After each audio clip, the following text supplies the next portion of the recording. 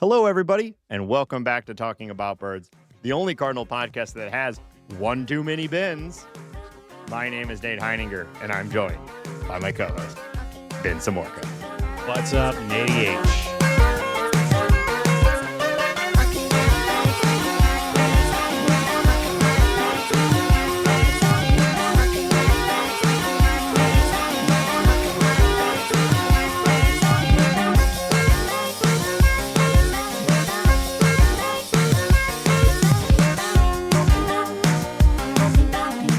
If you have an idea for the opening bit, text or leave us a voicemail at 848-48-BIRDS, or you can be like Chaz from the Bird Scored, who suggested that one. I assume, they mentioned the relevance of it because we have on our episode this time, as I'm sure you all have seen in the title, Ben Clemens from FanGraphs is indeed joining us. We will be playing that interview shortly.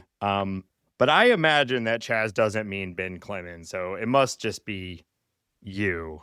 And I agree. I do think we have one too many Bens on the show. What would you even do if I wasn't here? Where would you be generally if I wasn't here?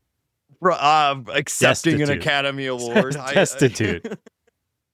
Destitute on the side of the road. Hello, Mrs. First Lady Heininger. It's good to see you this morning in our Air Force One. You believe that you would be president? Yeah, if I didn't have you dragging me down, pulling me everywhere I go, talk about ball and chain, Hambone, just hold me back. Hold me back, Hambone. Just doing word association at this point. back flip. I've always wanted to be able to do a backflip. I think you could do it. You should do it right now on camera. I have this, I think, real reasonable fear of not breaking my own neck doing something stupid. And I think that is the actual likely. That's a fear that you just walk around with? All that you're thinking about that? No, honestly, in my day-to-day, I'm generally fearless. And I don't mean that like I'm a cool guy. I just mean I don't walk around like carrying a lot of in-the-moment fears. But as someone who...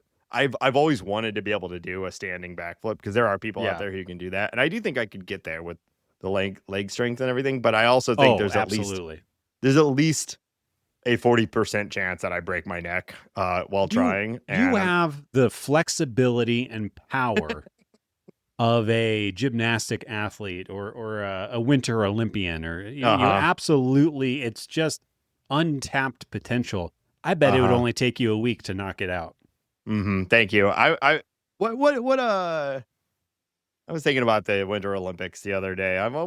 You'd probably do skiing, some sort of skiing, right? Yeah. I'm probably doing luge. I think just lay me down and I'll just. I do think thing. I've been watching a lot of Winter Olympics. I do think I apparently have the body type of a skeleton or luge or there's anchor position. There's some thick boys up in there. Yeah, that I'm like, I can be heavy and I can stand still and shift my weight side to side. Be heavy and sit there. That's one of my chief skills. I'll tell you, I have watched. I did not really get the curling bug last year, but I have been watching a lot of curling this year, and it is a lot of fun to watch, and I think it would be a lot of fun to play. It's also the least athletic sport that's ever been in the Olympics. It's more of a skill game. Obviously skiing, super G, big air, doing the freestyle, slope style stuff, all the flips and tricks, or curling would probably be what I would go for. We watched curling at one of the ski trips. I guess it was the last Winter Olympics, and there was that guy who was looked like the uncle from. There's some dude-ass dudes up in there. Yeah. What was the show with me? Aqua with Meatwad and Shake. Aqua Teen Hunger Force. Aqua Teen Hunger Force. It looked like the guy from that. Yeah. That was his job was he was the main curler, and then everyone's doing the little brooms around it. Yeah. Well, you switch off, Nate. You're not only curling is actually when you're making the rock come around a corner by heating up the ice with your little brushes. I've learned a lot over the past week or so. Have you actually done curling before? There is a curling center just outside of Denver. I have never done it. I think I would like to. I'm gonna try to make. Although I bet you it's going to be impossible to do post Olympics because everybody's going to be thinking the same thing. Yeah, I also imagine that while it looks silly, it's actually quite a finesse sport, and I think that's the whole thing. Yeah, and we would have, or it's one of those things that I think you would look at and be like, okay, I think I can kind of get it, and then realize that you have no idea what you're doing with that little brush when you're in front of the. No, I think it's super hard. I think I was looking it up, those stones or rocks or whatever, they weigh like 40 pounds. They are. Yeah, that's too heavy. It's just too heavy. It's just too heavy. Yeah. Can I get like a 6-pound curl? You know, like when you go bowling, can you? You know, I would always like to grab the lightest kid ball and put like one finger in it and see how hard I could throw it. Yeah, I like to get the heaviest ball, get my finger stuck in it, and then do the thing where I'm propelled by the ball I'm trying to throw, like halfway down the lane. The old Charlie Chaplin is what I call it. I did in high school hit a girl with the backswing of a bowling ball, and I hit her in the head with it. Her fault, by the way. I'm up there. I'm where I'm supposed to be bowling. Sure. So, but that was not a feeling that I enjoyed. This lines up with the athleticism that I was talking about when I think you could probably backflip by this time next week. I think I could. I could. Do it. I'm not going. Yeah. Right. Here, hold on.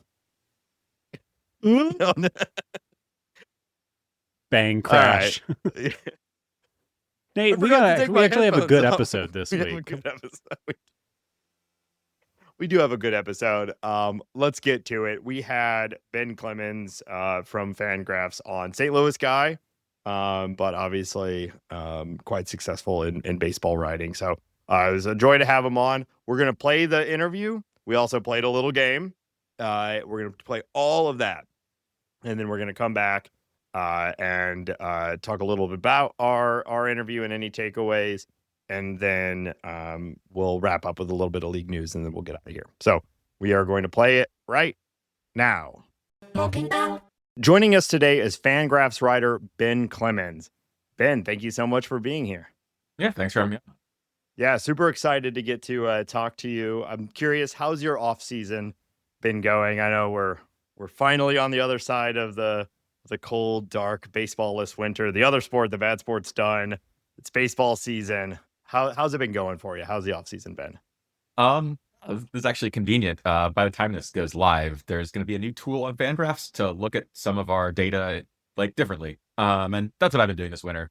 It's hard to do baseball news when there's no baseball, so I started making some graphs because FanGraphs has been a little light on new graphs for a while. So if you check it out, that's kind of what we do when games aren't going on. Try to make the website better for when games are on. And this is a pretty good winter for that. Nice. Yeah, I'm excited to check that out. And hey, you're preaching to the choir here. We're a weekly show. And though it has been a arguably the most exciting. We've had a packed off season. No team has done more. Yeah, right. Exciting, interesting, somewhere in between those two off season for St. Louis Cardinals, but still, we're pretty desperate at times for content here during the winter. But interested to see these new graphs. I think we're both fans of graphs. God, I'm sorry. I'm sorry. That sucked. It's okay though. We're moving forward. Laugh. So I mean, how bad could it be? It was a pity laugh, though. Let's be honest. You both looked down a little I didn't bit. want to laugh. I didn't want to laugh, and I still did. So. I could tell. And really, that's our brand.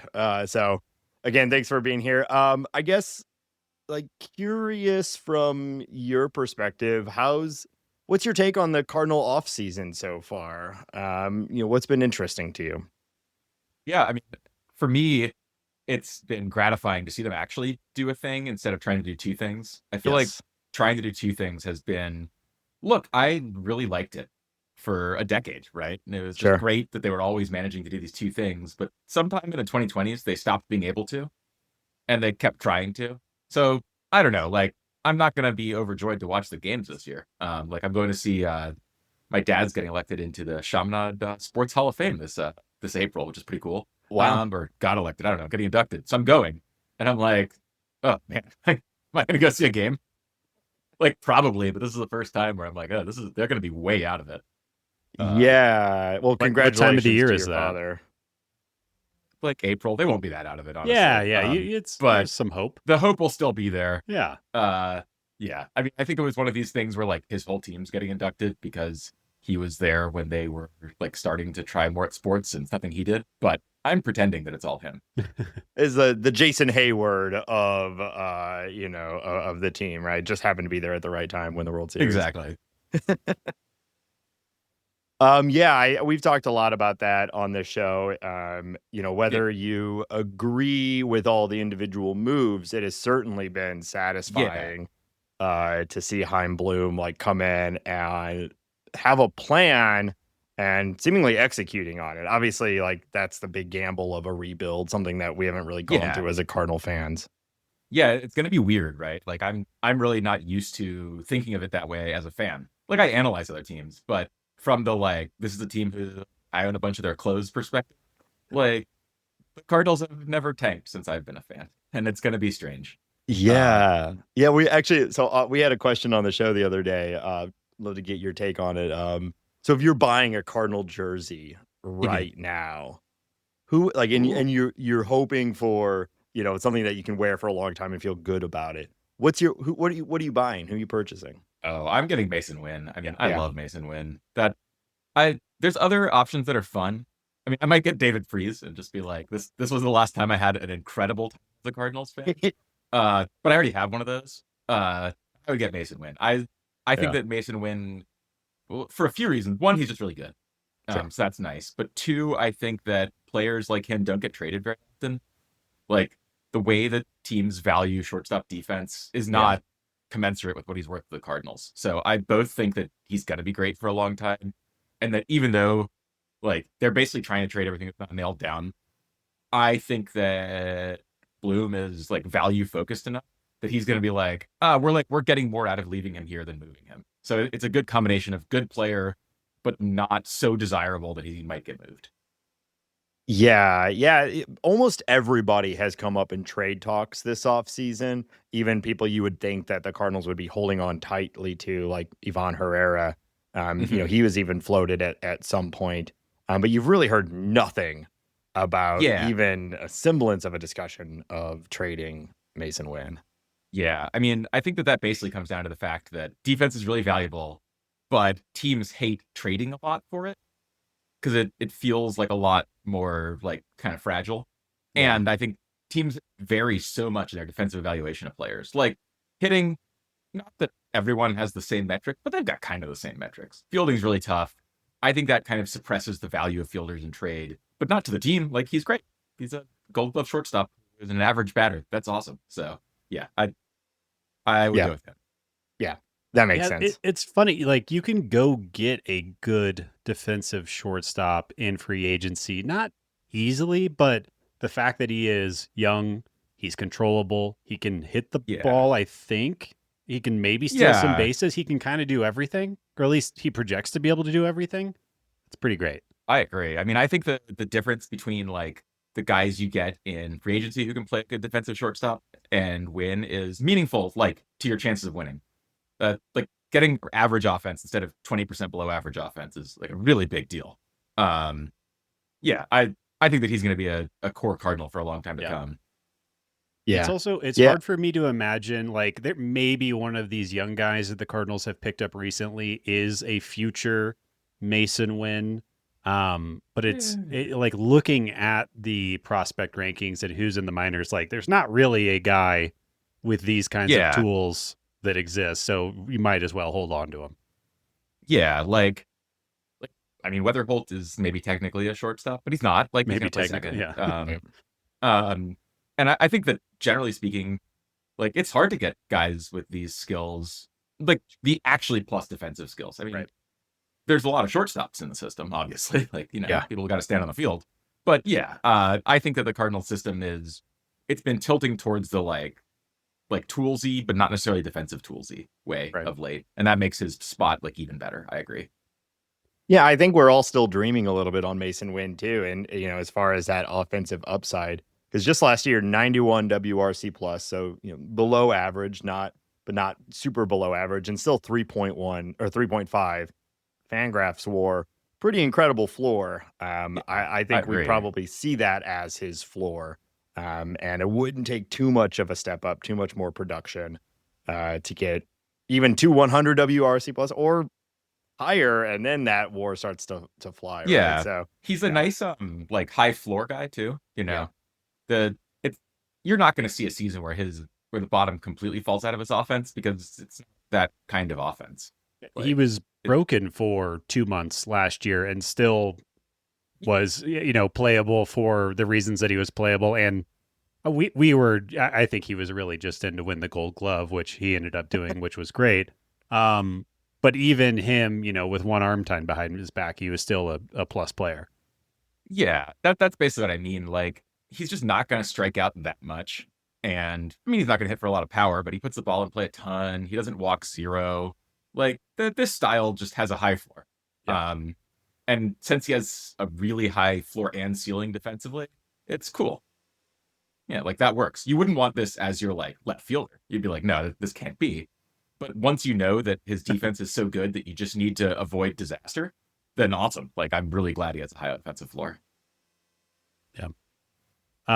Talking about these kind of like toolsy guys that the Cardinals have been going after, we got Liam Doyle, Jurrangelo Cijntje, Brandon Clark, Ryan Mitchell, Ty Pete. They have all come into the organization in the last year, 6 months, something like that.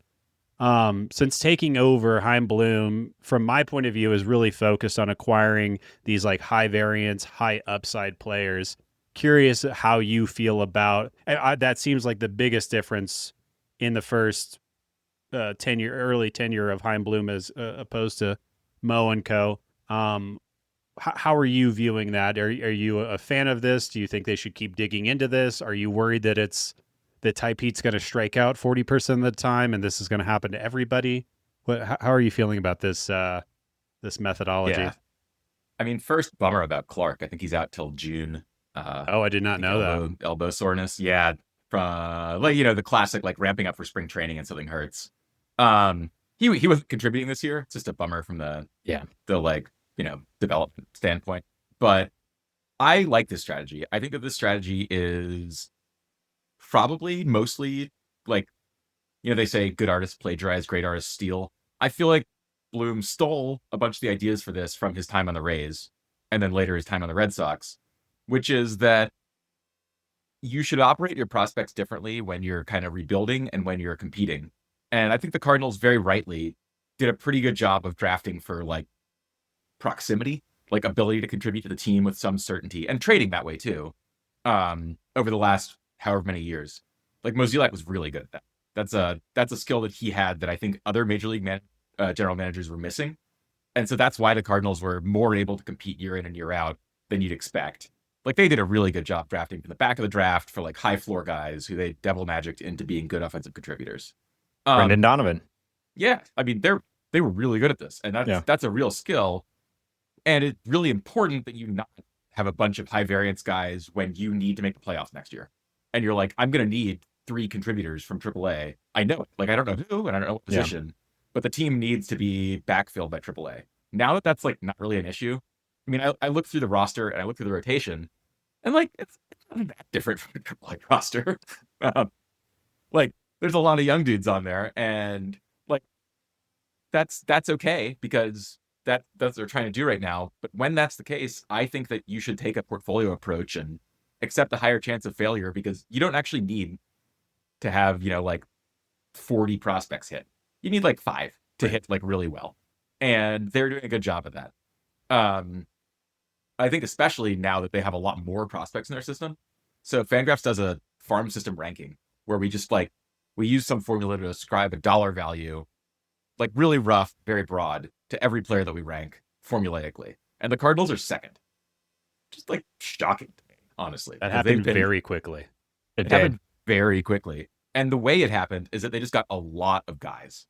I think we do a top X prospects where it's like the guys worth ranking, basically.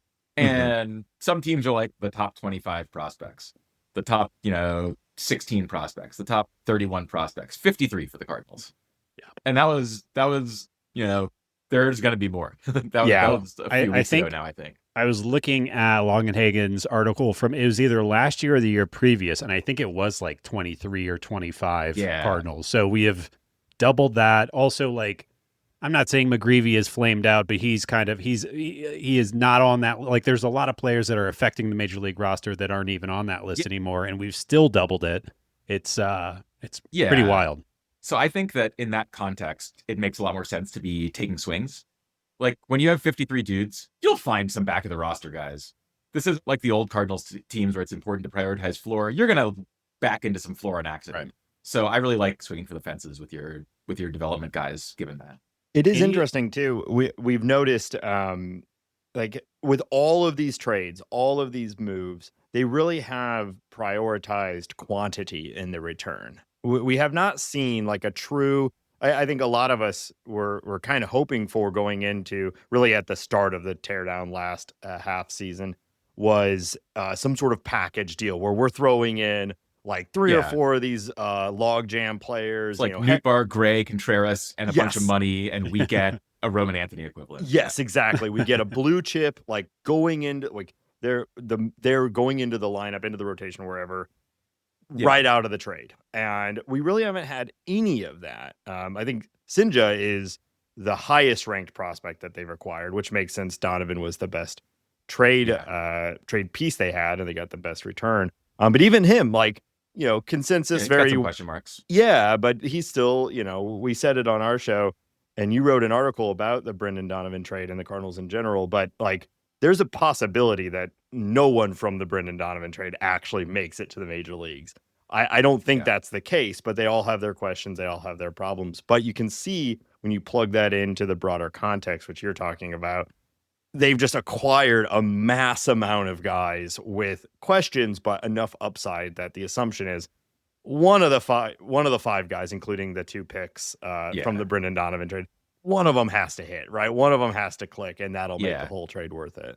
Actually, so 2 things I think are pretty interesting there in what they're doing. One is that I think the market is mispricing those blue chip prospects right now. Like I think that they've looked at what's been going on in free agency, that the better, like the top free agents are kind of getting a disproportionate amount of the money now. Yeah. Like, and they've kind of applied it indiscriminately to like top prospects. So you almost cannot acquire a top guy anymore. Like the expected return on these, or the necessary return for these guys is so high. But I actually don't think it works quite the same. Like, I don't think that their chances of becoming a superstar in the majors are quite so, like, the 100th best prospect versus the 10th best prospect. I think that we're misvaluing the difference between those guys. And given that, I think what the Cardinals are doing makes sense. Like, the price to get these very top guys is just, I just think it's wrong. And if I were running a team, I'd be doing what they are. I think the sweet spot is kind of in guys who could become a star, but are currently priced below that for like risk reasons, basically. Yeah, a lot of the guys in the top 10 prospect list are still like, we're dreaming on them the most, right? There are some exceptions. I think JJ Weatherholt, he's one of the more clear, like, he's a high floor. Yeah, like he's almost certainly not. Much. Yeah, like we don't know what his high end is ultimately going to look like, but he certainly seems like he's going to have a pretty good floor. But there are other guys in the top 10s that like are just as likely to be a bust as anyone else. Yeah. And then I think the draft picks you were talking about actually feeds into that.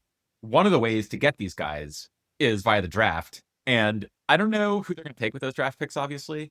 But then this is something that I am like late to and still kind of understanding from our prospect guys. The draft pool for these slots matters more than the draft picks. Yeah. So they're going to get like $2.5 million to spend on signing bonuses from those picks. And one thing they could do is sign players worth $2.5 million with those picks.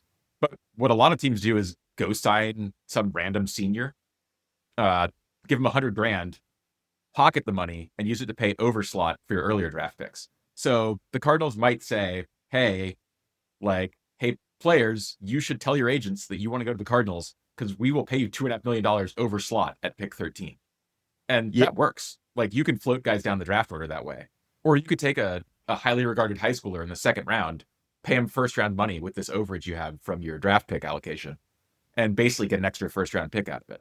So I think that that's like another way that they're looking at the ways to get these guys who could become future superstars and saying, they're mispricing this way of getting future superstars. Let me buy that. Yeah, it is interesting how much it has switched even in the last 15 years, going back from a Cardinal history standpoint, trading Brett Wallace for half a season of Matt Holliday. He was a top prospect at that time. And that was sort of how the market worked then. Your blue chip prospect was worth half a season of a star or somewhere around there. Maybe if he's not quite a real star, a season and a half, maybe it's a really good prospect. You can get a really good star. But and that's changed completely. Yeah. And then you have AJ Preller trading, was it Leo DeVries for Mason Miller? Just doing whatever he wants to do. I love it. Yeah. Your piece on the Donovan trade, you described Chaim Bloom as methodically taking the Cardinals roster down to the studs. Would you say is this Donovan trade your favorite trade the Cardinals have executed in the offseason, or is there one that tops it? And I'm also curious if there's one that you kind of hate. Yeah, I mean, I've got to be honest with you. I think I'm a pretty good analyst, but I also think I'm pretty realistic about the limits of my knowledge. And I really like the strategy the Cardinals are taking. Mm-hmm. But one thing that is inherent in this strategy is that you're going to lose a lot of the trades. Everyone talks about don't trade with the Rays. They always beat you. The Rays win 53% of their trades. They just trade a lot. And if you trade a lot and have a systematic edge, it works. I think Bloom is essentially replicating that. I think I like the Donovan trade the most. I really like Cijntje. I've watched a lot of him when I was even before writing that article because he's a switch pitcher and that's interesting. Yeah. But also I talked to our scouts a lot about him, and I think that he almost might be ranked higher if he were just working righty all the time. Well, so I really like him. That said, I think the whole idea of this Bloom plan is the reason we're targeting quantity is because we don't know which one of these are going to win. That actually another way of thinking about it is I used to come into the year with a really good idea for which Cardinals rookie I was excited to see. I really hope this guy, Jordan Hicks was one of them, Alex Reyes. Over the years, I was I'm excited to see this specific guy and how he contributes to the system or to the major league team this year. And I would read all the scouting reports and try to understand everything perfectly. I think the idea here is man, we're hoping to get 3 outfielders and probably a third baseman and probably many starters and a bunch of interesting relievers out of this group. And we can't tell you who they're going to be because we just need so many. Yes, I'm still very excited to see Weatherholt this year. But I think one of the cool things is that I'm going to get to see a best of. There's going to be a bunch of dudes trying to be the next guy who sticks in the outfield in the majors. And I don't know which one's going to win. I think that's something that's more doable now because of the trading strategy they've taken. I do think it's going to mean some ugly major league at-bats this year. One of the unavoidable downsides of this strategy is, hey, you do have to crack a few eggs if you're taking 16 okay eggs and hoping to find one good one. That young Pirates rotation is just licking their chops, waiting for a run through St. Louis in St. Louis. I'm sure the strikeouts. Ironically, the young Cardinals rotation is we could face the Pirates. That'll be good for us on a relative basis. Some of these other NL Central teams, I would not be that excited to pitch against. And I'm a little afraid that the Cardinals rotation is going to give up a lot of runs. Because the top 5 guys are not bad. They're all notable prospects or post type sleeper type dudes. But you need 8 starters, and there's what is Palante, right? There's a lot of I like him, but are we gonna watch another full year? I think it'll be really interesting. What is the leash on all of these guys? If this is a methodical execution of seeing what we have, we got a lot of guys now, and I'm really curious to see what that plan will be. How long does a Nolan Gorman run his consistent 38% strikeout rate or whatever it is? And is he just we've already made a decision he's getting third base for half a season, or will it be pulled quicker? Jordan Walker, some of these guys that we've had around for a while that have not fully clicked. Is there a specific plan for them? I think they really do Like they really do want to give Walker full time. I don't think it's gonna work. If I'm being honest with you, like I've moved on, but the thing is that probabilistically it's not zero, and this is the time. Like I think they screwed him around actually pretty badly during his development. Kind of a part of the symptom of the having your feet in both sides at once issue that we were talking about. Yeah. And I don't even know if that's bad. Like they were trying to win the World Series. This guy couldn't put the ball in the air. Like of course they couldn't play him, and he can't play defense. But now that it's way more about figuring out if this guy is like gonna work out, if he can develop his massive tools into like consistent baseball production, which he hasn't yet, like let him play every day. What's the worst that happens? Like he's really bad for half a year, and we're like, yeah, we kind of guessed that. Okay, like I think that's actually likely, but that's okay. I've been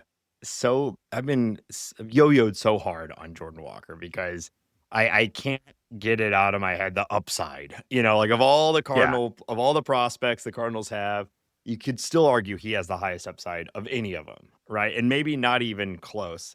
I guess JJ and Liam Doyle and things like that might argue with that, but still, like the dream of your 6'7" monster who just goes out there and rakes and runs faster than everyone is, insane. But it's Aaron Judge bat speed. Yes, right. Well, there was just I just saw another thing going around, like last year's top 15 bat speed, and it's like almost exclusively the best hitters in baseball and Jordan Walker. There's a few other O'Neal Cruz, Jordan Walker, and like a bunch of all-stars. Yeah, there's a few duds in there, and even O'Neal Cruz, we'd all be pretty happy if I would make that trade. If we got an O'Neal Cruz, just one O'Neal Cruz season from Walker, I think we'd all be like, all right, finally something fun. Maybe Walker needs to go to that teacher man hitter, that hitting instructor that Aaron Judge goes to. You know what I'm talking about? Sure. St. Louisan. Really? Just get all the big monsters together, all the 6'7", all these giant. Get Ellie, O'Neal, Judge.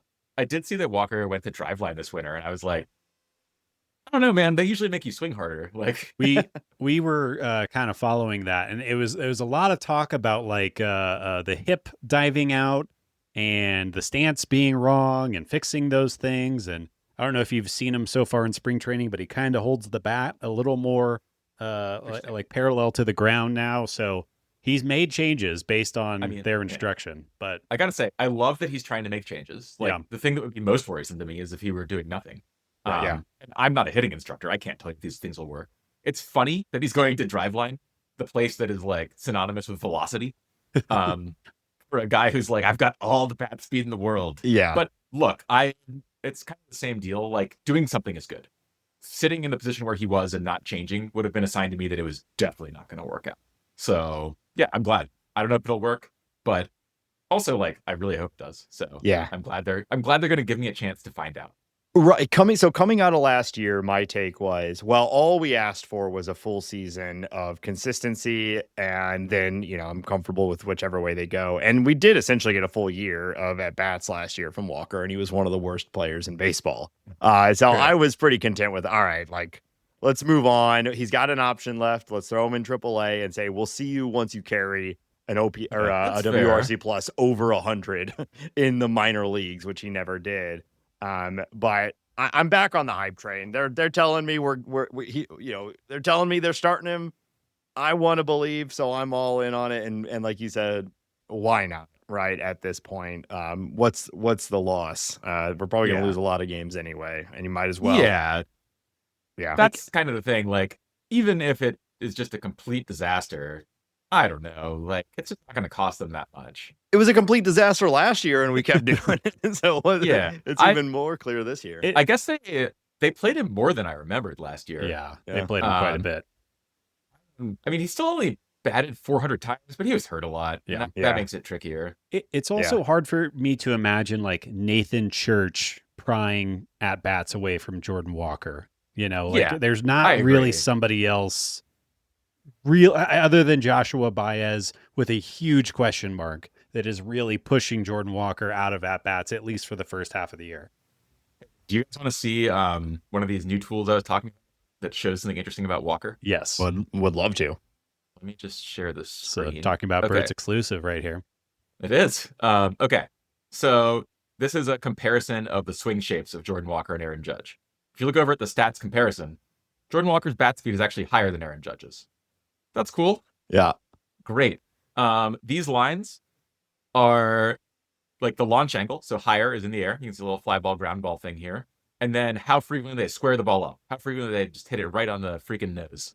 So when Judge hits the ball right on the nose, it's like fly balls. All of Walker's best contact is like negative 10 degrees, negative 20 degrees, grounders. Like, he's got this hellacious bat speed, but it's all at the bottom. Like, it's all at the useless places. And when he actually hits the ball in the air, no power. Like, he doesn't connect it with authority. I think we've seen that too. I mean, if you just think about his profile and just watching him, like the amount of times he's nearly killed an infielder with a 115 line drive that's 3 feet off the ground. Yeah, and then you can also see if I put what's interesting too is you see the ground ball square percentage for Walker is 63%, for Judge it's 61%, but Judge also squares up fly. Yeah, I see. Yeah, and then it says 48% for Walker. That's interesting. Yeah, so that's if you look huge here, delta. These circles are frequency. So all of Judge's biggest circles are in the air. Oh wow, yeah, right, because he's like, I'm Aaron Judge, so I should hit the ball in the air because it'll leave the park. Walker's are like all grounders. He just like, he might have this giant swing, but he's been able to like operationalize it to get the ball in the air. I think that is really... He's too tall. I mean, something about his ability is that he's hitting down. Like, you can really see it from this graph. Yeah. And I feel like that is... The Cardinals know this, obviously, right? Right. We might not have had a great way to explain it before. I'm hopeful that this tool is useful for stuff like this. But that's what's going on, is that, yes, like, it is easy to only look at bat speed and get carried away because look at this. Like the thing that he's doing is not valuable. Yeah. If you told me, like, I can have the strongest man in baseball, but he only hits grounders, you'd be like, oh, that sucks. Like, what are we doing here? And that's basically what's happening. Right. So, well, you look at Isaac Paredes, and I'm sure his batted ball profile looks exactly opposite, and he is a better hitter than Jordan Walker, even though he has no bat speed. And oh yeah, there you go. Yeah. So like Paredes has no bat speed, but he hits no grounders. And hits the ball pretty flush in the air. Yeah. Yeah. Full lift and pull guy. We just need, like, you can be successful just lifting and pulling it. Walker's just trying to hit it as hard as he can, and it's just going straight down. Yeah, exactly. So that's kind of my take on Jordan Walker, is like, I'm willing to let him see if he can get this like work. But it's not working right now. Don't let people tell you that this is just like some expected stats thing, or if he keeps swinging hard, the results will come. No. Right now, the results are not coming. He needs to make a change to unlock this, and he hasn't. So I hope he does, but we really need to see it. Was Chaim Bloom on the Rays when they were trying to fix Yandy Diaz? I think that time. I wonder, can you just copy and paste the Yandy Diaz thing to Jordan Walker? So, one second. Let me pull this back up. We're going back into the tool, folks. Plug for the YouTube channel if you all want to, obsessed with using this thing. But, I mean, look, you can succeed with this profile. Here's Yandy. He's basically just Jordan Walker, except he leaned into it. He was like, oh, I can't square the ball up in the air, so I'll just like optimize my swing to hit these low line drives. Yeah, the circles are just a little bit higher, right? So they're a little higher and they're a little further out. So he's kind of accepted that he cannot hit the ball in the air. Like, look at how crappy his... I have this thing that you can add where you see where home runs happen, and neither of them are in the where home runs happen area. But Diaz is a lot closer. He's got a lot more valuable batted ball contact. Yeah, he ends up around 20 a year too, right? Which that's valuable. Well, what's also crazy is that his fly ball percentage is lower than Jordan Walker's. However, his fly ball squared percentage is about double of Walker's. So that's even when he's like, when he gets in that opportunity, he is able to capitalize. He's just not really going for that. Just because it's like kind of a weird squared up percentage is how often you hit the ball basically flush. Right. So like pretty close to as hard as you can hit it for how hard your bat's swinging. So it like swinging harder makes these like it is not like this is the only thing that matters. Your bat speed matters too. But if you have Jordan Walker's bat speed, this is just a bad shape. Like, what are you doing? So that's basically what I'm saying. There are ways to make this work, even if you can't be a full loft guy, and he just needs to figure it out. Yeah, I think he seems like he's going to get at bats. I'm not convinced figuring it out at the big league level makes the most sense. They're like, that's actually a good point. Yeah. There's kind of a narrative of like, what more can he prove at AAA? And the gap between AAA and MLB has never been larger, but he also hasn't succeeded at baseball at all for 2.5 years or something like that. Yeah, he was even bad in AAA. It's true. Right. Yeah. That's an interesting question that I don't have a good framework for thinking about, which is like, what level is each player best served by learning at? Because obviously, like, if you put a 19-year-old in the majors, that's not helping them develop. If you put a 30-year-old in single A, that's not helping them develop. Mm-hmm. Right. So, like, I don't have a good concept for like where you should be along this curve. But I guess one problem that I have with sticking him back in the minors is like, he's 24, man. Yeah. He's in the majors for 3 years now. Yeah. There's just not a lot of time left. Like, if he needs to go spend 2 years in the minors figuring it out, then it's too late, unfortunately. And he might crush because of the age difference. And he's been seeing big league spin for a year or 2 years and can't hit big league spin, but he can hit minor league spin. And then we all get excited about Jordan Walker again. And he comes up and he can't. I would take it. Like, sure. I really do think the likelihood, the most frequent outcome here is that it just doesn't work. Like, like massively the most frequent outcome. And I kind of buy your point about like, I don't know whether it's better to learn it in the majors and the minors. I think I would just assume do majors because that's what we need him to prove eventually. But and back to the point of like, are we going to watch 600 at bats of Nathan Church? Or are we going to just do the same thing with Josh Baez, who it also might be too early for, and he might strike out a billion times? Like, there's no. Is there anyone? Matt Koperniak? Is Matt Koperniak going to take at bats away from Jordan Walker? Like, none of that really makes sense, I don't think. Yeah, I mean, like, I'm looking here, and Walker didn't exactly force his way out of the team. Like, when he debuted in 2023, he'd been like okay in Double A the year before. But he had been a 20-year-old in Double A with a 21% strikeout rate. Even there, it wasn't obvious. But they needed an outfielder. And that was what I was talking about, how in those days, it was much more about like, this roster needs to make the playoffs.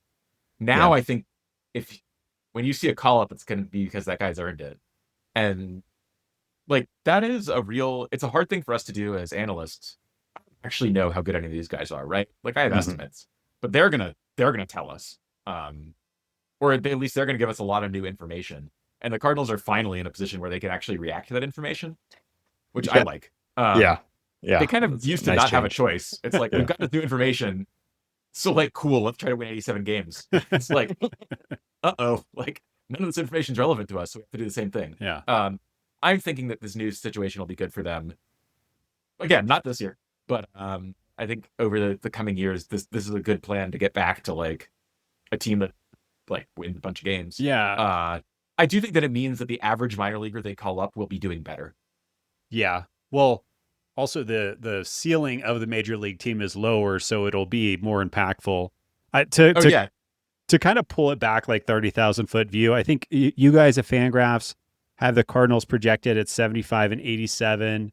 Pacoda was a lot less. I think Pacoda had their wins in the 66 range. It was, I think 66, something like that. Yeah. The same way that we don't do a good job of projecting the Brewers, Pacoda does not do a good job of projecting the Cardinals. They've got like we miss the Brewers every year. Like, I'm willing to say our model does it wrong. Well, you guys have the Brewers at 81 and 81, and that's a hard disagree for me.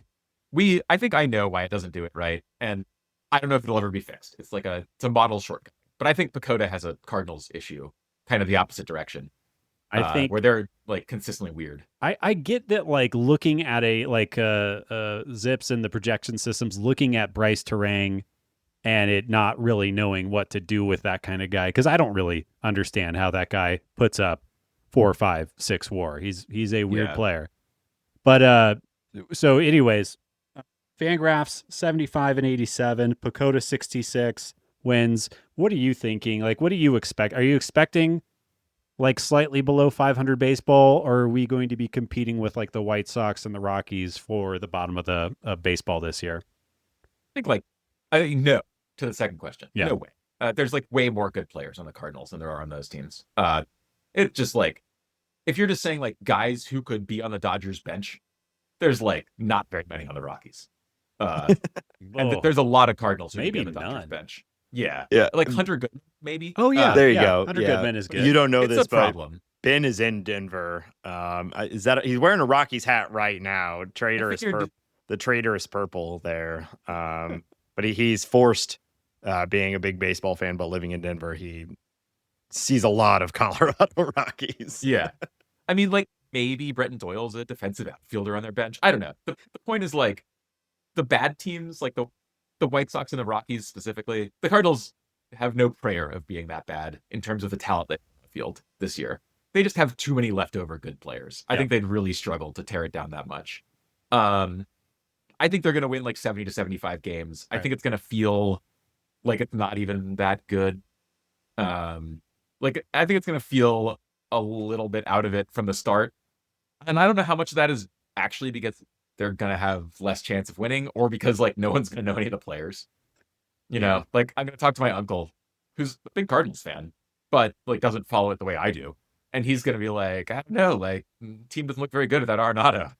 Yeah, I'm in St. Louis, and the Cardinals are an easy everyday conversation with just about anybody passively in St. Louis, and the amount of like, well, they traded everyone I liked, like that is the prevailing answer from someone who doesn't follow and no judgment, everyone's got their own things, but like who aren't viewing what the long-term plan is. Like, I mean, Mason Wynn and Ivan Herrera and I guess Burleson, other than that, like, there's not much. Well, it's hard to convince, like, we're three sickos and the people listening to this are similarly sickos. Like, even worse, probably. The baseball industry is very excited about JJ Weatherholt. But if you're not paying attention like we are, like, who gives a shit about this kid who may or may not be our second baseman? Yeah. I mean, to be fair, I actually think that's probably a healthy correction for St. Louis. And that in the last few years, they've been a little bit delusional about, like, they have these guys who are better names than they are players at this point. And they were great players for the Cardinals, but they're kind of on the downswing. But their name recognition is still high. But look, I'm one of those fans. I don't have Giants season tickets. I live in San Francisco. But I go fairly often. I hate it when the Giants get rid of stars. Yeah. Like, I'm actually not that... Because I'm not that tied up in their record throughout the year. I just want to see, like, fun baseball players play. And look, Nolan Arenado is a fun baseball player. He's one of my favorite baseball players that I've watched in person many times to watch. From that perspective, the Cardinals team is going to be a little less fun this year. But I think it's in service of building a more fun team in the long run. I'm okay with it. Yeah. But there's going to be less buzz because they're less good and less exciting.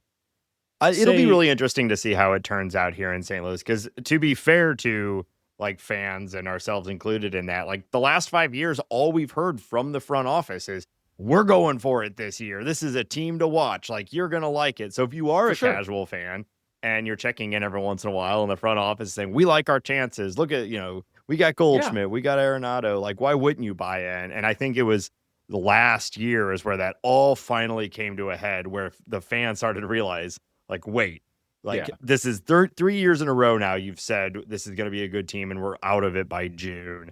And the fan base started to completely dwindle, at least the attendance. I think there are some broader factors, socioeconomic type things, impacting that as well. But I agree. But I think we all know if the Cardinals have a good team, an interesting team, Busch will be filled more or less on a daily basis. Yeah. But no, I think that's a smart point. I'm curious if now, like everything Bloom is saying now, whether the casual fan is seeing it or not, he's been very clear, like, this is going to be an interesting year. We're not going to give up any games, but we're probably not going to win a ton. I will be curious if, like, a clear direction will be enough to bring fans back in, Yeah, for sure. To be fair to the old front office, like, I don't think they were wrong to do what they did. Sure. Like, I think maybe the last year of it was a little messy and, like, a little disjointed. When they found themselves in the situation of, like, having Arenado and Goldschmidt and being cuspy playoff teams, like, I don't think the right thing to do was, like, start tearing it down. I think they did a really bad job finding pitchers who could work out for them. And that kind of torpedoed the whole thing. But I didn't hate that they tried. I mostly agree with you. I do think that, like, and I guess this is well towards the end of the experiment, but the idea of signing like a Lance Lynn as opposed to like developing your pitching analytics division or like building out the spring training facilities was a bad move. Yeah. Pitching was the downside. I feel like at the end of this, like before last year, I wrote this article that was like a decade of the Cardinals and 3 graphs or something. And it was like the average age of their position players is like 26 forever. And they keep rebuilding that. Even when they sign Orlando and Goldschmidt, they're not getting that much older because they bring up a bunch of rookies to complement them. And the age of the pitchers is just like going up and up. They have no ideas. They're just signing older and older veterans. And eventually that stopped working. It was last year, right? It was like the average age of the starting rotation was 36 years old or something like that. Maybe 2024. It was 2024, I think. Right? 24, yeah. That was the Lynn and Gibson year, where it was like you can appreciate their plans. I thought the plans were okay, but I agree with you. The execution, specific pitching front, just doomed it all. Like it just couldn't work. They just didn't have enough pitching. Well, I think the criticism that I agree with the plan. I think it was like, well, of course, go for it. If Arenado and Goldie click alone, we've got 2022, and you've got 2 stars, and you can augment around them and probably make the playoffs. But it was just like half in, half out. Like, we know we need pitching. We're going for it this year. So we're going to spend $20 million on Kyle Gibson and Lance Lynn, which is a borderline plan at best. And instead of just being like, all right, we're actually going for it, and we're going to acquire a meaningful player and not just like a tread water sort of thing. Yeah. Or like take some risk, like get a guy who might work out. But honestly, Dustin May, like we've been a big fan of the Dustin May signing. Like that would have made sense in 2024. I actually think an equivalent. That one's a lot like these trades where like, what's probably going to happen? Dustin May will not pan. Yeah, probably. But you know what might happen? Dustin May's great. Yeah. So like you should be making this bet 50 times. Yeah. Like, if you think it's a positive expected value bet, just keep making it. And I think Bloom is really good at that. Yeah. Where like, I think one problem that some front office personnel can get into is that they get attached to guys who have given them success. And like, I get why. Like, for the same reason I said I get attached to guys as a fan. But if you're like from the portfolio management side of this, if you're really trying to build the best portfolio of 26 baseball players on your team, it's good to be kind of like dispassionate. And I think Bloom does a good job of that, of like making bets that he expects to fail because they might. Yeah. Yeah, the Cardinals have employed, even before Bloom, this sort of methodology towards the bullpen, and they've been quite successful at it for several years. I think we've seen it across the board. Other teams are doing it as well. Just grab as many darts as you can throw at a time, and by the end of the season, you should have a pretty good understanding of what you have. And they've had a pretty good bullpen, ranged, but pretty good for years now, and it's been almost exclusively built from random acquisitions and signings that have worked out. For sure. I think that Randy Flores does a good job of this as well. I think that the Cardinals have had this way of thinking in many things that have driven them over the years. And look, we'll see what happens when they come out on the other side and start trying to like make the playoffs consistently again. Because Bloom didn't do a good job of that in Boston. He was a little bit too like always play the odds, always keep splitting one piece into more and building for the future. I think he'll learn it. Like, if you're good at games, you understand when it's time to change tactics, and I think he is. I also, obviously, I don't know, but the feeling that I got was that John Henry and ownership group was kind of pushing and pulling. They were saying, let's be the Rays, but also go sign, Yoshida or something like absolutely. that. I feel like I'm hoping that the DeWitts have a bit more of a clear spending limit, what he can work within, and it's rather than doing like kind of yo-yoing back and forth. That's a really good point. That's a really good point, because it only works, like, your plan is only as coherent as ownership's plan. If their plan is incoherent, yours can't be. So yeah, that's a good call. Like I said, I think he's gonna figure it out. It's that hard. Like the Orioles have failed this, but most teams who do this kind of building haven't. Yeah, the Orioles, the Nationals have really struggled, as they have now traded most of the pieces from the Juan Soto trade. I'd say their problem is a more fundamental problem, which is that they don't understand how to rebuild. And that doesn't work. That's got a real problem. If you don't know how to tear down, it's bad. The building up phase, I mean, ironically, I'd be kind of interested in going and signing like the Mike Rizzo guys for my try to make the World Series. He was really good at that. Sure. He's Sure. not very good at not being good, and I wonder if the new Nats guys will fix that. But See, yeah, that might be where we're being good. Hambone, we're pretty good at not being good. We have to find our angle here, how we can turn that into success. All right. I mean, I think Chaim Bloom is an elite, make the best out of not being very good GM. So just become the podcasting equivalent. We got to get him on the pod. All right. I want to add, I think we're going to play a game, but I want to ask you one other question, then we can move on.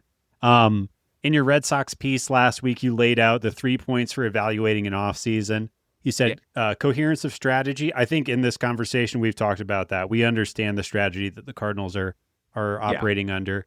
Liquidity and optionality. I'm curious to hear your thoughts on that point, and then also the championship probability distribution. Yeah, sure. Where the Cardinals are at right now. Yeah. So like you said, coherence of strategy, really coherent. Perfect. It's easier to be coherent this way. So grade that on a curve, but they made no mistakes in coherence of strategy to me. They had a goal. Every move was in pursuit of that goal. Good work. Liquidity and optionality.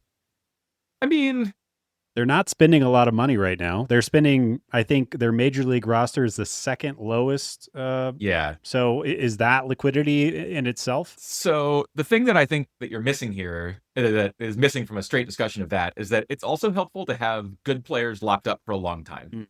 Like if you look at the Mets, because I looked at their offseason as well, they did a good job of basically saying, well, our best 2 players we want to keep forever. And everyone else we might have to move on from in 2 years. Right. So their contracts stay short. So, like, obviously, if everyone was on a 1-year deal and could leave after this year, you'd be like, oh, that kind of sucks. The Cardinals have so few, like, obvious core pieces of the next contending team that I don't exactly know how it would look. But a really good result here would be, like, Wynn signs an extension that works for both him and the team. Maybe Weatherholt signs an extension after a year in the majors. Like, get a few guys who you think are tent poles and lock them up for a long time with cost certainty. Right. So I'd say I'd give them an incomplete grade there. Like what they've done is gotten rid of some of the bad liquidity things. Cool. You should do that. I think they did a really good job.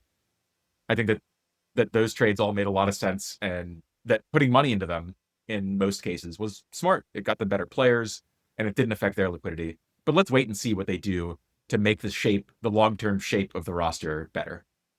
And then championship probability distribution. I mean, great. Like their championship probability in 2026 was already 0. Right. Sorry. Like, great. We have them at 0.1%. I was going to say there is a sliver, but yeah. Hey, now 0. You're telling me there's a chance. All right. I'm back on board. Exactly. So I think that looking at that and saying, hey, we want to make our future teams shaped in a way where they have the best chance of spiking a World Series. This was good for that. I think also what you were talking about with Bloom looking for guys with upside, that's good for that. Because they don't want a team of like average guys next time. You know, one of the big problems the Cardinals had for a decade, 2 decades, was that they had a lot of like good players, but not enough great players to really break through. I mean, that's just the classic thing that I think of from like my strongest years of Cardinals fandom is like everyone on the roster is an average player. And like, but who's the best of them? Which also, we talked about this as well, which also makes it hard to upgrade because then you have to go acquire a 5-6 WAR player to replace a 3 WAR player, which is better but hard to do. And who do you? Yeah. And if you're trying to win, do you want to risk the 2.5 WAR players position for a rookie who might have more upside, but it's going to take a while to get there? I mean, the amount of years the Zips projection came out, and everyone was around 2 to 2.5 WAR projected, like across the board. Yeah, I guess I would say that is a way of building a team that I think has worse championship probability distribution than you'd expect from the aggregate caliber of the team. And then making your team a little bit rockier, like bumpier up and down, is better, giving yourself a chance to hit more like real difference makers who could be on a World Series team. So I really like what they're doing there. I think that the next time the Cardinals are like in the playoffs, it'll probably be a team that looks a lot different than what we're used to, but I think in a way that makes you more like the World Series. Interesting. Yeah, I'm just trying to envision what even a Cardinals playoff team looks like right now, and it's so hard. Like I'm a big fan of the, or rather, as someone who likes watching prospects, likes the development of the game, I'm really interested. 2026, I think, is going to be a very fun year from that perspective. And this sort of figuring out who we keep, who we move on from, I think will be fun. But it's probably not going to be particularly enjoyable on a game for game basis. So, but we'll see. Well, we're going to wrap up, Ben. We want to respect your time, but before we let you get out of here, we're going to play a little game. All right. So, Ben, you're a writer, you're an analyst. You've spent a lot of time around baseball and the words that surround baseball. So we're going to play a little game I call Talking About Words Slang Edition. Ooh. I've got a list of baseball slang that I pulled from an old MLB.com article from around around 2020. I'm going to say the slang, and then the two of you are going to try to tell me what it is. Okay? What is that referring to? Some of these are easier. Some of these are harder. Are we buzzing in, or are we? Yeah, so first person to get it right gets a point. If you get it wrong, the other person can guess. If you're both wrong, whoever's closest, I will award a point. So, good luck, Ben. So wait, do we buzz in with our name? Because that's confusing. Oh, that's confusing. But yeah, let's do that. I think it'll. I think I can. How do I even keep score? We got. I'll do. You could say Hambone. That works. As your name, and then we got Ben here. All right. So the first one, as I try to navigate my tabs and talk at the same time. All right. What is a banjo hitter? Hambone. Okay. I'm just going to guess. Sounds like a really light, like low power hitter. I'll give it to you. A hitter who notches a lot of bloop hits without hard contact. There you go. I don't think that's an actual slang term. I've never heard that one. Yeah. According to MLB.com. Who's that writer? That writer's not the arbiters of all baseball, you know? Did Rob Manfred write that? Yeah. Again, some of these I've never heard either. But that's part of the fun of it because you can guess. All right. What is a Bronx cheer? Ben. That's a boo. That's a boo. All right. We're tied up. What is a rhubarb?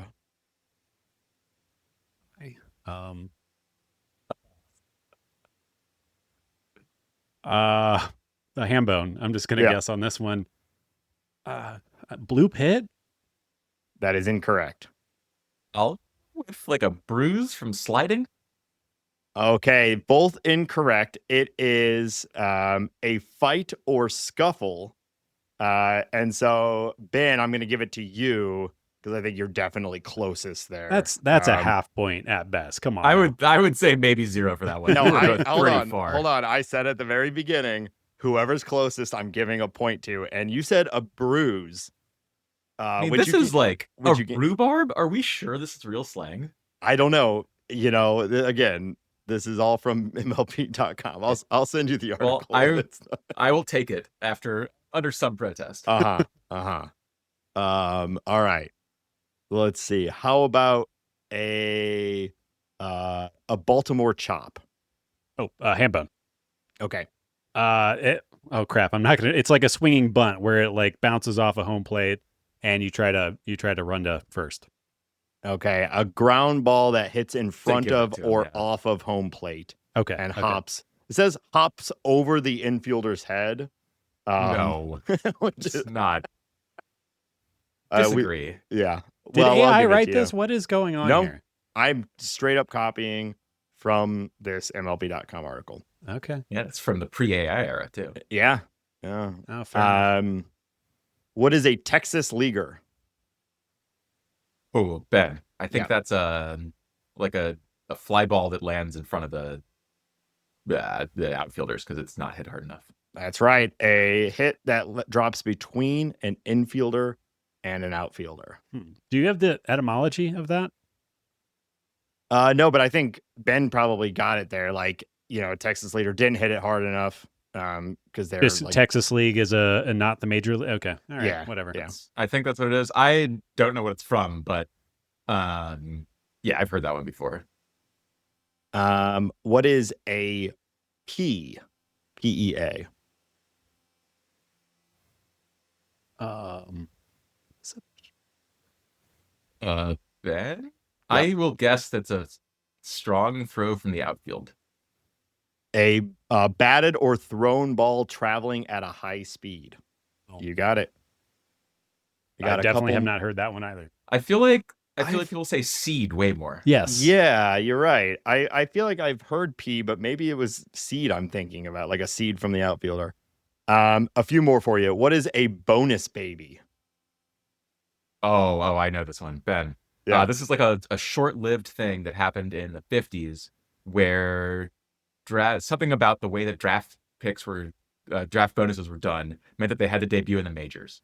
And so there were all these like very young players that had no reason to be debuting in the majors, getting big bonuses and then starting their major league careers. Yeah, basically it says a young player who received a very large signing bonus before even becoming a pro. So there you go.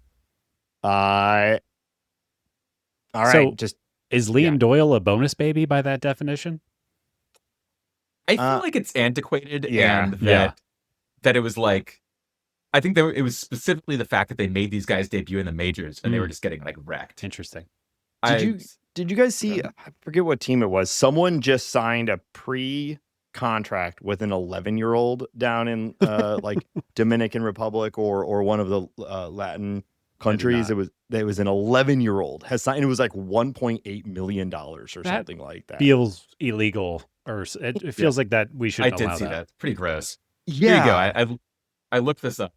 From 1947 to 1965, if you signed for a high bonus, you had to be on the major league roster for at least 2 years. Oh. And the stated purpose was that rich teams couldn't just sign all the best players. But it meant that if you were like somebody who got a big bonus, you would just get destroyed first. Interesting. Going and having to pitch against Stan Musial or something like that when you're like 17. Yeah. Yeah, exactly. All right. 2 more for you. What is a snowman? I'll give you, they provide a sentence here. When someone hangs a snowman. Hambone? Forgot my name for a second. I'm going to guess a hanging breaking ball just based on the context. Nope. What? I will guess 8 runs in an inning. There you go. 8 runs in an inning. They hung a snowman. I've never heard that one, but at least it makes sense. Yeah, that's a lot better than a rhubarb. Snowmen have 3 though. That's I have a problem with that. That's true. That's a good point. I didn't really think about that. Damn. Hung so is it 88 runs? No, that'd be 4. Wait, that's 2 next to each other. 80. They hung an infinite sign placed vertically. All right. So mid-inning, they're still scoring runs. Yeah. Last one. What is a yacker?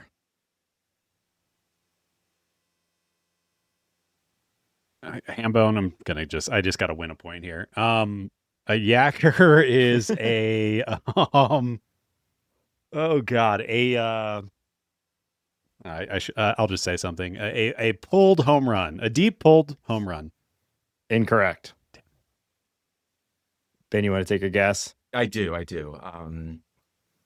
think it is a big curveball.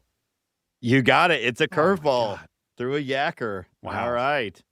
Well, Ben, not only were you a fantastic guest, you are also the winner of this game. You smoked Hambone over here 7-2. I knew bringing 7-2. I would say, really? I thought 6-2 maximum. I think the rhubarb point has to come off the board, even with it out. Actually, I feel like Ben's answer was so bad on the rhubarb one. I'm going to take that point. So we'll do 3-6. Okay, I mean, sure. That was pretty bad. I mean, I think worse was putting rhubarb in this list of otherwise like somewhat reasonable baseball slang. Yeah, I didn't even throw everything that's in there too. I tried, honestly, I tried to find the ones that were like the weirdest, sure, and were going to be the hardest to guess because there's a lot of stuff, moonshot, things like that. Right, you'd all know immediately, and I didn't want to just be like, who can say the name first? But whose still, internet connection is faster. Yeah. But either way, like despite the obscurity of these, Ben, you got a lot of them correct. So great work. That is Talking About Words, Slang Edition. And Ben, we've been talking about your work this whole episode, and but if our listeners want to track you down and find more of your stuff, where should they go? Yeah, they should just go to fangraphs.com. I have a days. I write a lot there. And if you want to see those tools that I just previewed, they're at fangraphs.com/lab, LAB, and they'll be live, I don't know, tonight or something. Nice. Well, this will come out tomorrow. So and they're up. Then they're going to be up. We had Dan Zimborski randomly decide to reveal the order in which the Zips projections will come out next year on our show, or at least where the Cardinals would be in that list. And now we got you. Guys are breaking FanGraphs news here. Yeah. Just tell your friends, if you want to break any FanGraphs related news, there's a Cardinal related podcast to go to. Ben, thank you again so much for your time. We are huge fans of FanGraphs. I'll skip the pun there again, but it is our go-to for everything on this show when we talk about stats and whatnot. So thank you so much for having me on, guys. This was really fun. Huge pleasure to have you. Thank you. Thanks, guys. See you later. All right, Hambone. Thanks again to Ben. We really, really appreciated his time. It always surprises me whenever we get someone like with such credibility on the show. But I think it went well. Such credibility, and at least he acted like he didn't hate us, which, boom, win. Yeah. Maybe a performance, I don't know, but it was a good conversation. But we got to, before we get into all of our takeaways, we do want to remind our listeners that this show is listener supported on Patreon. Patreon.com/talkingaboutbirds. If you want to support the show, the time and effort it takes to bring it to you every single week. And, we're looking at bringing on more guests and things like that, expanding the show. If you want to support that, consider joining the Patreon. If you join the Patreon, you get access to our private Discord server. It's the Bird Score. That's where people are. The roasts are coming in right now. We got a lot of great roasts for opening bits, and you can certainly contribute there, or just use it as a resource to talk to other Cardinal fans, and really talk about breaking news as it's happening. Shout out to all of the patrons. We really appreciate you. We also appreciate anyone who takes the time to leave a review on their favorite podcast platform. And of course, baseball season, it's in the air, Hambone. So if you're talking to your friends and your family about the Cardinals and baseball, throw a rec. Give them an old Talking About Birds reco. We appreciate that. Hambone, where else can people find us online? We are on all the socials. You can find us at Blue Sky, Instagram. We have a TikTok. You can watch this episode on YouTube if you'd like to look at us. You can find all that information, t-shirts, and more at talkingaboutbirds.com. Of course, you can email us questions or whatever you got to talkaboutbirds@gmail.com.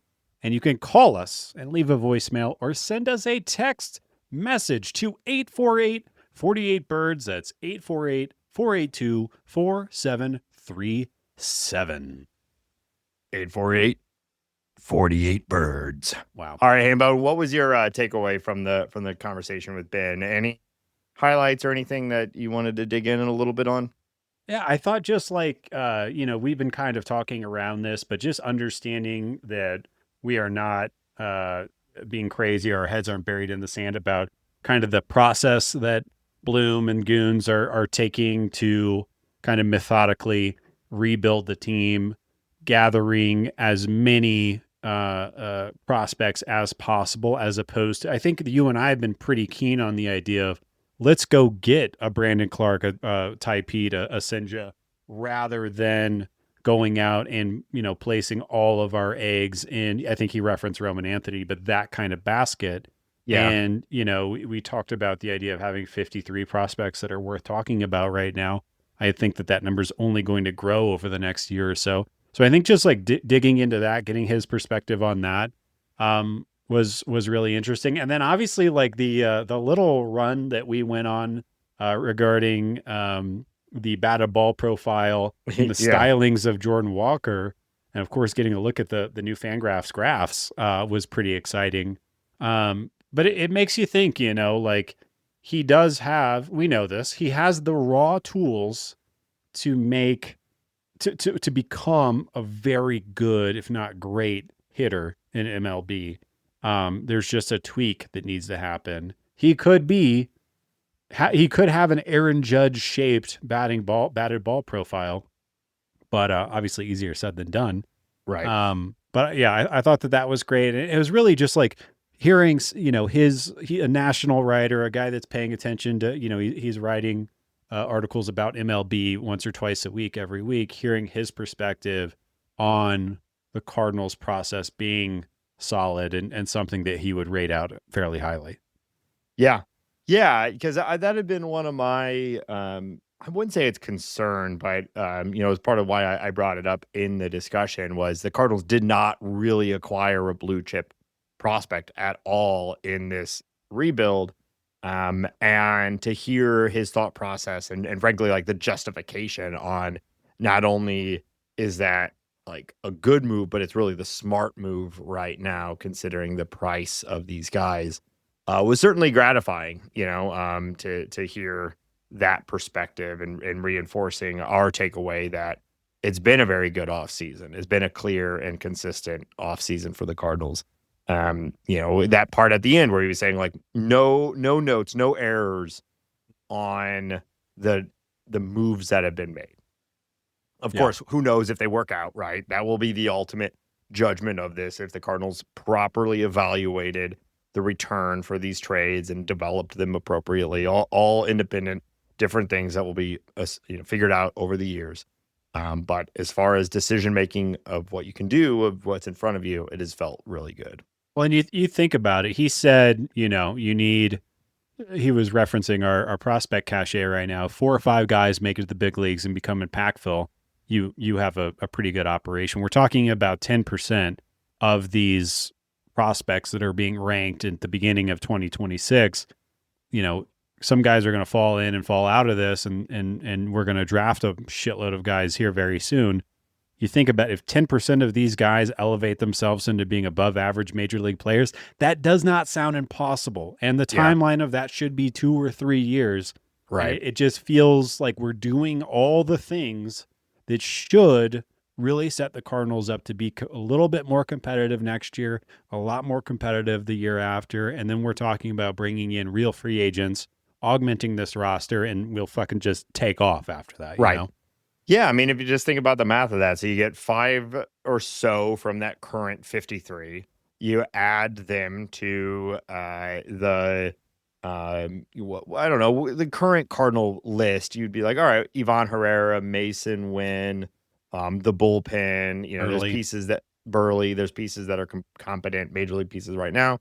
That puts you at like 9 or 10, average to or above average players, which is an incredible core. You go in, you sign a 5-6 WAR player or 2.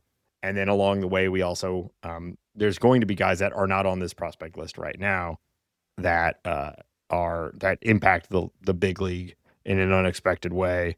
And you start to see, okay, there's the team. You got 10 to 15 above average players with a couple of them being hopefully stars. And like, that's what most competitive teams look like. Of course, not teams like the super teams like the Dodgers and whatnot, but look at every other major league team that is even like the Phillies, right? It's like the Mariners. They got like 8 guys that you're like, all right, they're all really good. And then you have enough role players around them and you're competitive. Braves, great example. Yeah, there's a lot of very successful teams, Blue Jays, that are doing that thing. And I think the Cardinals are on track. Yeah. Yeah. So, again, thanks to Ben. Really cool. We'll maybe have him on again and in a few months and we can talk more about how the development has actually been going. And we've talked about it too. We are going to do another episode sometime soon with someone to dig in on prospects even further and talk about what, some of the guys that we haven't covered just yet. Right. But I told you this, Ben, your guy, Daniel, I've been seeing more and more heat for him, but you were the first that I heard talking about him. So telling you, he's a little old. He's a little slow.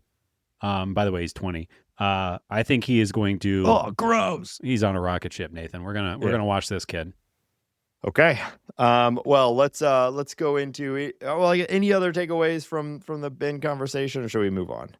No, I that was fun. And I guess I'll just plug, like, I'm a FanGraphs member. You should, it's $20 a year.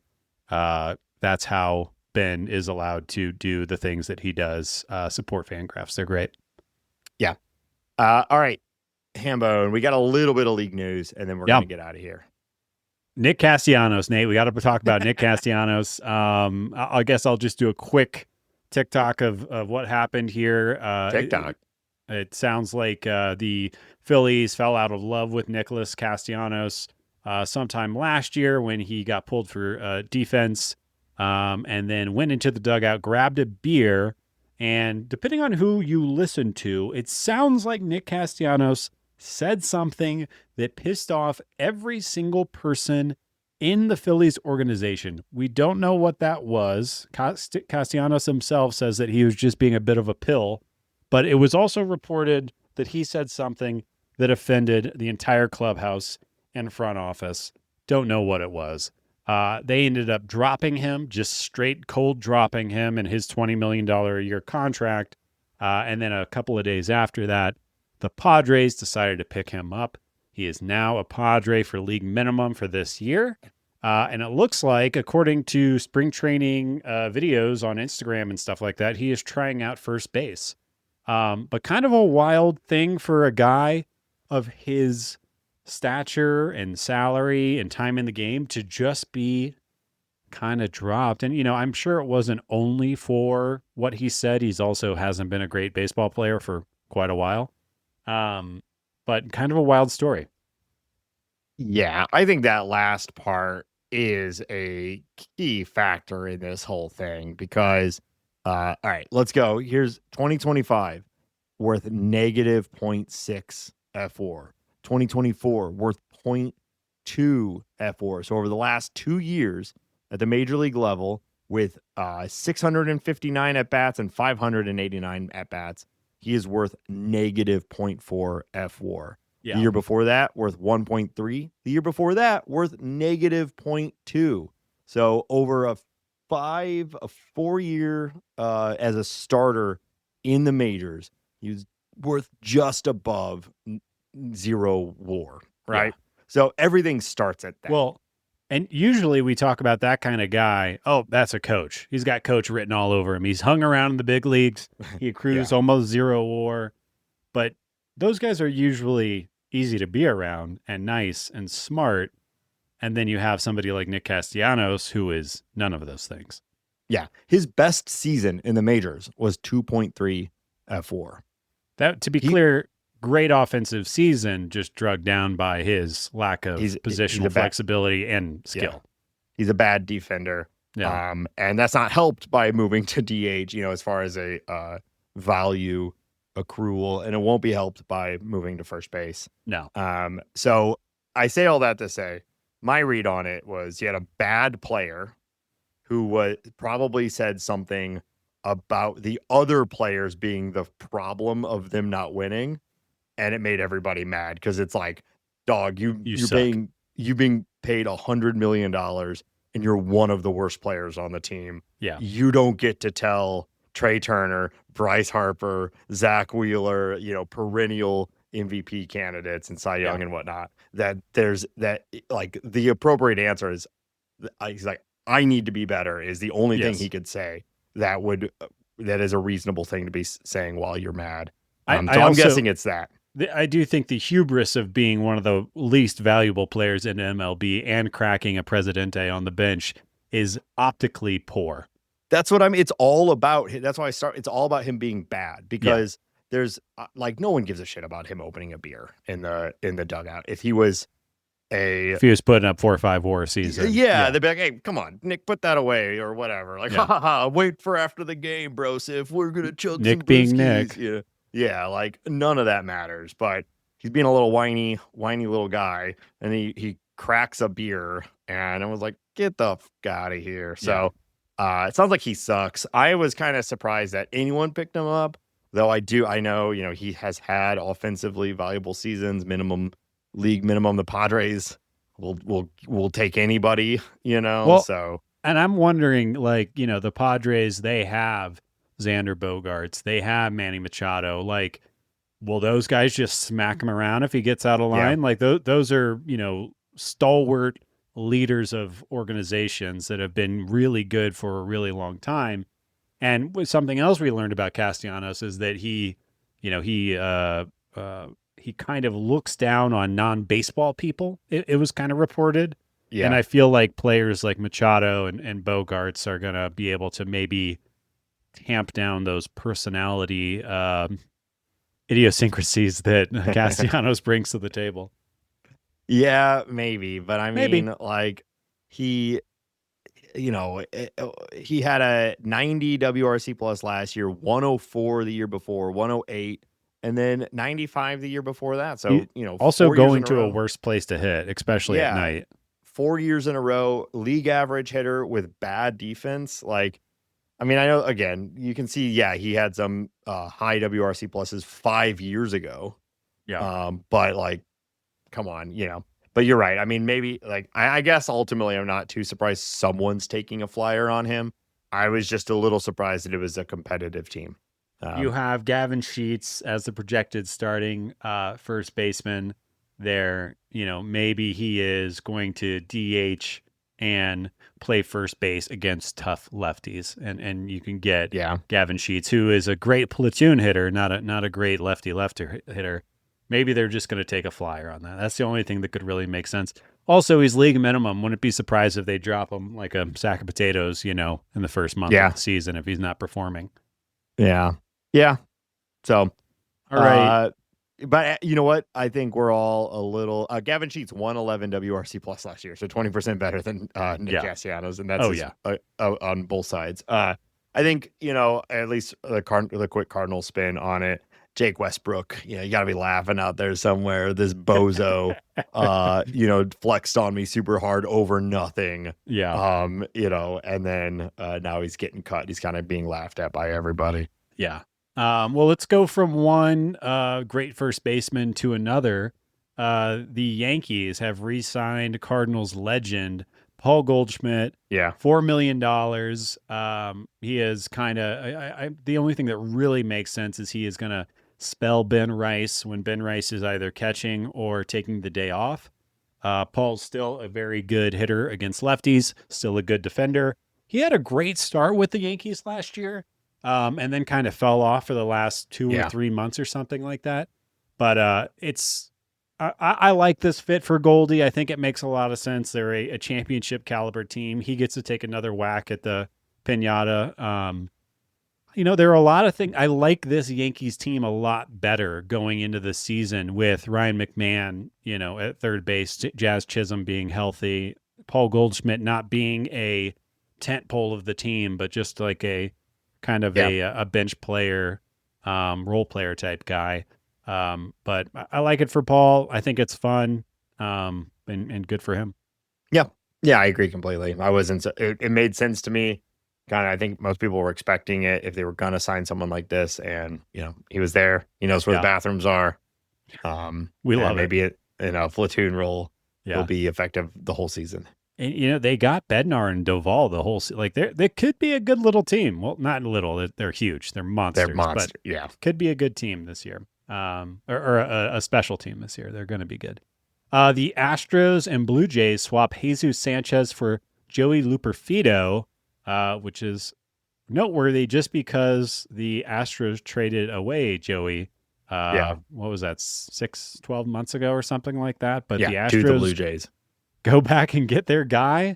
And another team is taking a crack at the old Jesus Sanchez batted ball profile. Just kind of a funny move. I don't love what the Astros have done this offseason. Their team makeup kind of confuses me overall. I do think, with those two things being said, Jeremy Pena, Yordan Alvarez, and Hunter Brown really pave over a lot of weirdness that the team might have. They have a really, really good core.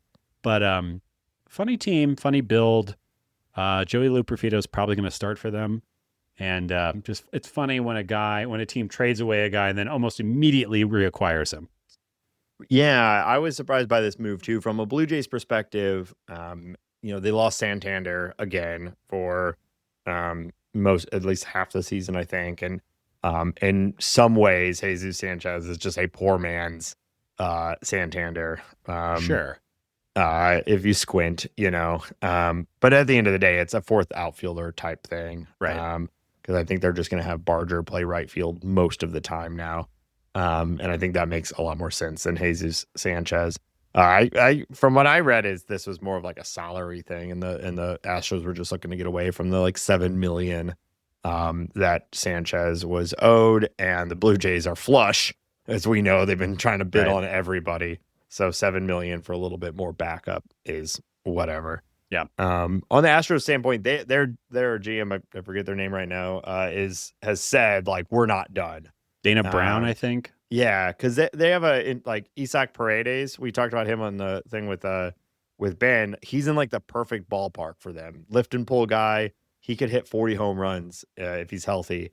And right now he doesn't have a starting position. You're not benching Christian Walker because you paid him all that money, and he had a kind of low key good season last year. And you just acquired Carlos Correa again. Yeah. Yordan Alvarez should stay at DH, maybe play some left field sometime. But yeah, they either I think what is more likely to happen is that Isaac Paredes is going to get traded, just because other teams will want him, and I think it's a lot harder to trade a Christian Walker. Yeah, he just has such a specific batted ball profile that is really ballpark dependent, and you could see it when he played with Chicago. It was not a good ballpark for him, and he did not perform well. He gets traded to Houston, and immediately, he hits 20 home runs and like 300 at bats or whatever. Yeah.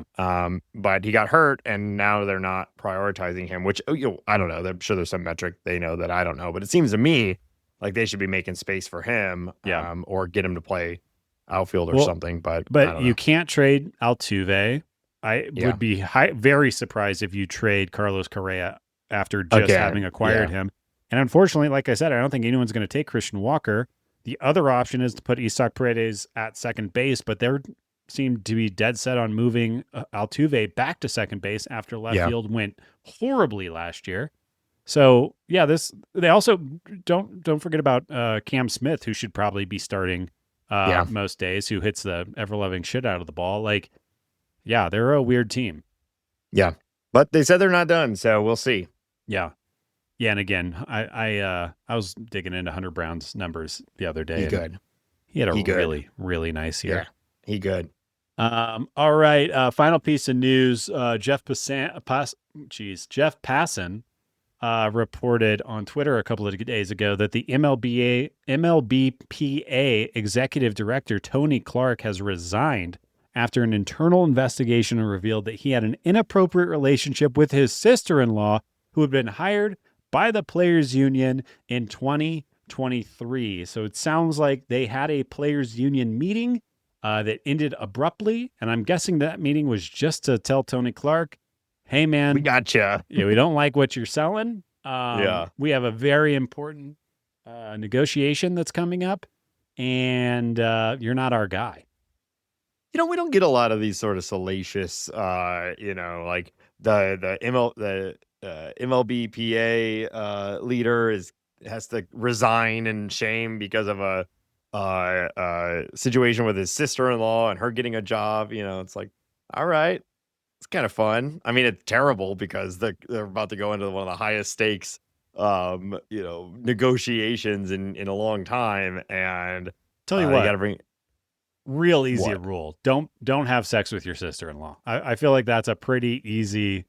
Now, is it interesting that the Players Association, who I have to assume is filled with philanderers, they're baseball players. They're traveling for half the year. They go from port to port. They go from port to port. They're basically pilots. It is funny to me that they have weighed this moral judgment at a extremely crucial time.